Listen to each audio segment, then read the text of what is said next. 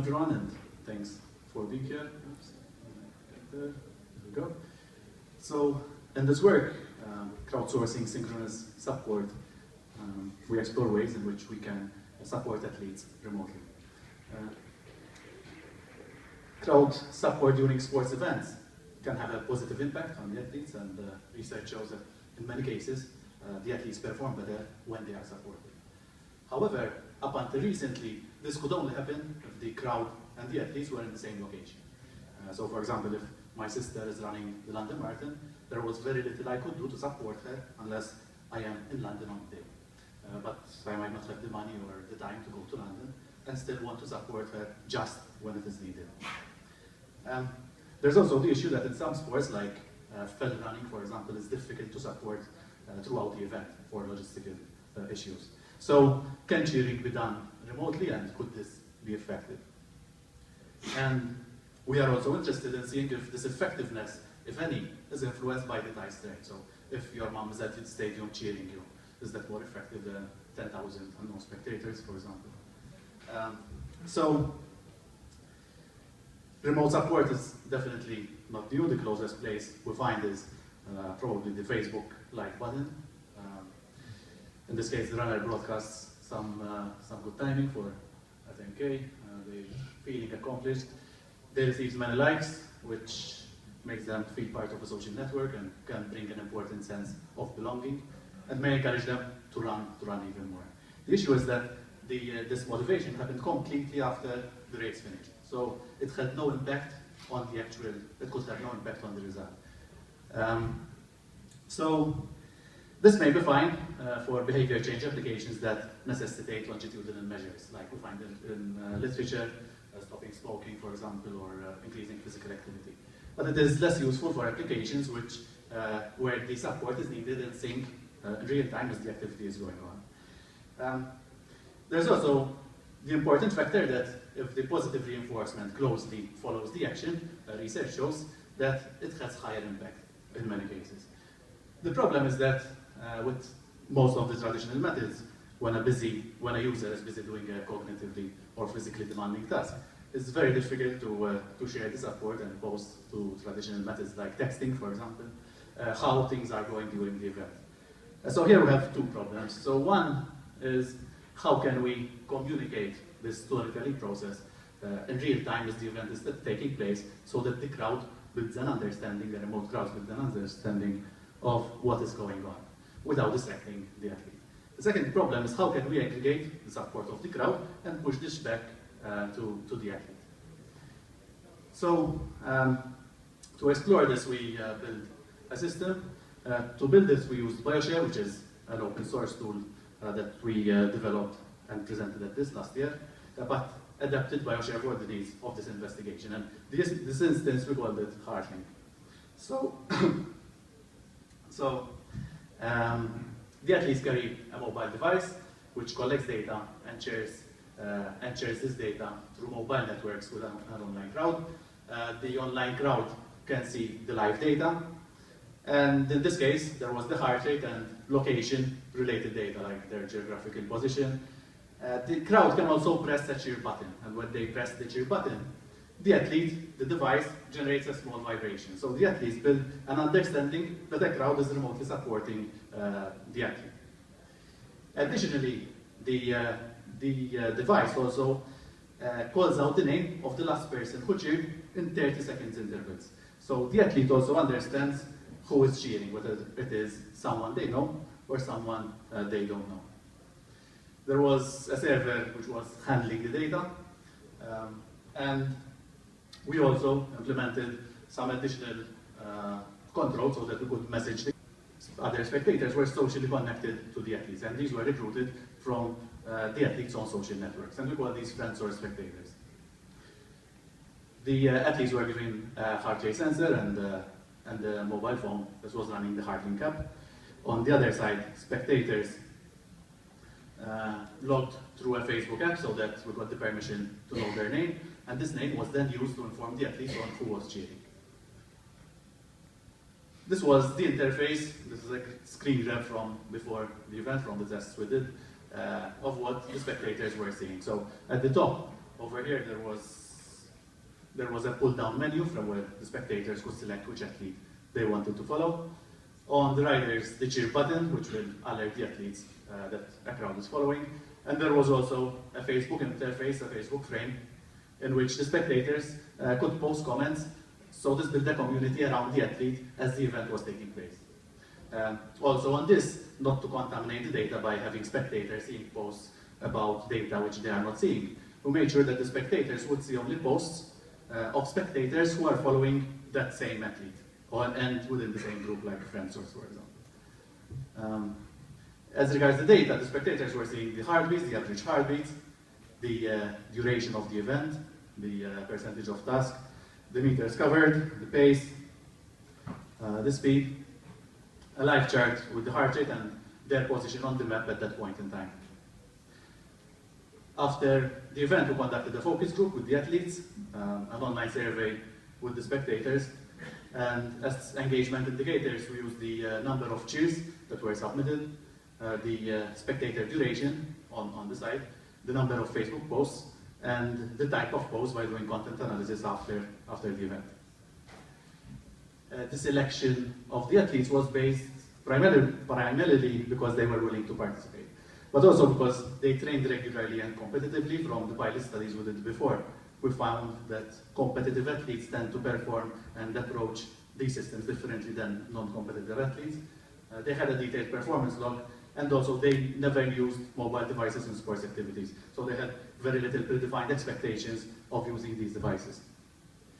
So what did we learn from this? So we collected many valuable insights, which we then grouped around teams, which were then clustered around the key stakeholders, which are the athletes, the spectators, and the event organizers.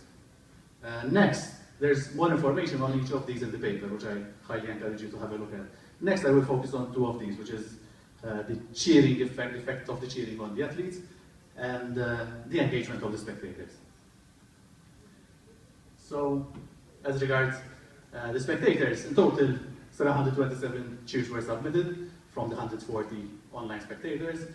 This chart shows the cumulative cheers that were submitted for each individual athlete. So, for example, this is the slowest athlete who took longer to finish the race. Friends or spectators spent more time on the site with a mean duration of 14 minutes 24 seconds compared to outsourced spectators as expected, 7 minutes 26 seconds. But friends or spectators were also more diverse in the engagement, at least by the duration on the site in this case.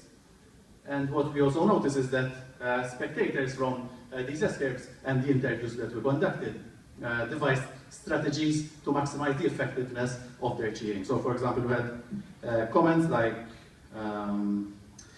stating that I was leaving the cheers towards the end because the spectators did not want that the athletes gets used to them, for example. Or they send the cheers at the moment when they believe that the athletes might be most tired. So these individual actions then build this crowd behavior. We identified 4 key influencing factors in spectator engagement. So number 1 is the social tie strength, which is whether it is a mom cheering or an unknown spectator. The second is the data that is presented. So from the chart and from the data, spectators who were the weakest spectators who were last in the race tended to receive more cheers than those who were at the front. It's not only the data, but from work we did since writing this paper, it's also the type of data that we present. So for example, whether individual will present the heart rate or we don't represent the heart rate, that changes, impacts the engagement as well. Thirdly is the spectator recruitment modality, whether they were paid crowdsourced spectators or volunteers recruiters. And more interestingly is the spectator's perception of why the athletes are doing the race, whether they are doing the race for altruistic objectives or for more self-centered objectives. When we compare especially this to the pilot study, so whether in the pilot studies the athletes were participating in a charity run with a more altruistic objectives compared to a more self-centered objective in the case of participating competitively. As regards the athletes were excited by both live remote cheering from friends or spectators, as well from outsourced spectators. And this indicates that both friends or spectators and outsourced spectators could be an important source of support. And this, we weren't quite expecting this, in the sense like, why would, this is a very special case probably in this scenario, like, why would you expect that paid outsourced spectators, you will enjoy cheering from them? But what happened is that because the spectators could freely cheer any of the athletes were happy that they were receiving the cheers and not the others. So that there was this special condition. Secondly, the athletes were positively excited, not just by receiving cheers, but also by knowing how many spectators were online and not necessarily cheering. Knowing that there are 200 spectators online following the event, but most of them might not be cheering. Thirdly, and this was very interesting, is that support from weak ties, like acquaintances, seems to be the most effective compared to no ties or very strong ties. So we had comments like, I expect my mom to be cheering, but finding that my work director is dedicating his free time to support, and that was highly encouraging. So this leads to number 4, which is the support is relative, and the effect is relative to the athletes' expectations of the support they will receive. So if, for example, we had to run the same study next time with the same athletes, and they are expecting X amount of cheers, but they don't receive it, the hypothesis would be that probably it will get a demotivating factor. So, in summary, live cheering seems very effective. We definitely need more longitudinal studies to measure the actual change in performance that the athletes would have in very specific conditions, because the conditions definitely change in different sports, for example. And also what needs to be tested is the effect of events of longer duration. So in this case, the athletes enjoyed receiving the cheers in this modality, but would it have the same impact if it was 3-4 hours long? Would you get annoyed, for example, receiving the feedback? So since finishing and since writing the paper, we've done some additional work to explore the difference in events of longer duration. We've prototyped and developed this button, which is a connected button. It collects data and broadcasts telemetry in real time to an online crowd. It receives live global support and relays this back through audible and haptic feedback. So we tested this 2 weeks ago. We had a 170-mile relay race all across the UK. This was the visualization that the spectators were seeing online wherever they were connected to the internet. We had 13 athletes, 265 spectators. The event lasted slightly less than 24 hours, and in total over 2,000 cheers were submitted. So now we're in the process of collecting the data from focus groups and interviews. So in conclusion, definitely the strangers are your friends, in the sense that both friends and unknown spectators can provide relative social support in this condition in real time. The second thing is that the weaker ties matters the most, again, in the specific conditions, in the sense that the most effective support seems to be coming from the weaker ties, like acquaintances, for example, and the underdog gets the cheers, because the weakest athletes tended to get more cheers than the fastest athlete. So I thank you very much, and I'm happy to answer any questions. There should be quite some time.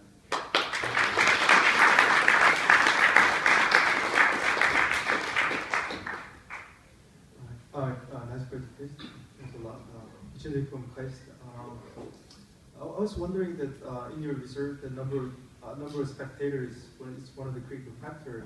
I was wondering whether the athletes actually know that beforehand that there are actually cheers that are paid cheers. Right? So if I the athletes that are paid cheers, cheering me, I might feel bad about that. So did you see something? So what we told them is the condition how it was. So there were groups which they recruited also from sort of posting on their social networks, and there were people from Crowdflower in this case. Now, in the condition, there was a distracting factor in the sense that in this case, because the athletes the spectators could freely cheer any of the athletes, then there was a competitive element of who is receiving the cheers. And when the game finished, when the race finished, there are some quotes like I have one other slide on a quote, for example. So after the event, they were competing with the cheers, which was sort of a competitive element more than the actual time in which they got in the race. So they were saying like, oh, yours is 137 cheers, and then he has the other. And this is very exciting with an exciting voice. No, it's like, ooh, 137 cheers. All for one person, 137, quite a lot. Sometime later, then he goes to another person and he asks him like, is that the most cheers you got? What's your cheer count? And this continues on and on. So, and this also brings the other effect there, which is that it's not only the cheers, but also how many people were following who became an important competitive element. But again, there are the dynamics that the athletes were competitive athletes. So it might not happen in the same condition if they had different, if it was a different scenario, for example. I was at Chinese University of Technology. So I understand that you built your study around what you call an ad hoc race. And if you look into social psychology of sports, it seems that the motivations for cheering and running and performing are different if it's the race you train for. So I was hoping you could reflect on how the fact that it's an ad hoc race affected the validity of the study. In which case? What? So you organize an ad hoc race, yeah. And how does that affect the validity? Yes, so in this case, it's not an experiment. We're not comparing one with the other. In this case, to have something highly effective and significant, you need longitudinal studies. And that's why we selected athletes who already have a performance log, so that if we repeat these studies, we can in the future, possibly, depending on the data, compare sort of if there's actual improvement or less in performance in the cases when they were cheered or not cheered. But in this case, it's an exploration to see and deploy and see how these systems work. It's also a bit of a provocation in the sense that, as I said before, crowdsourcing participants, it's not something which sort of you would assume that will work. And it also started from a question from CHI 2013. One of the participants in the audience very wisely said, like, we had a very smaller study, and one of the audience in the crowd said, like, isn't this like doing digital steroids, and then we can crowdsource people from Mechanical Turk, and we'll get our Great Britain team in the Olympics, increase the support, sort of, for example. And definitely the outcomes are different than we expected. So in the process, there are outcomes like this effect of the cheering, which differ from what you expect. Thank you, Franco.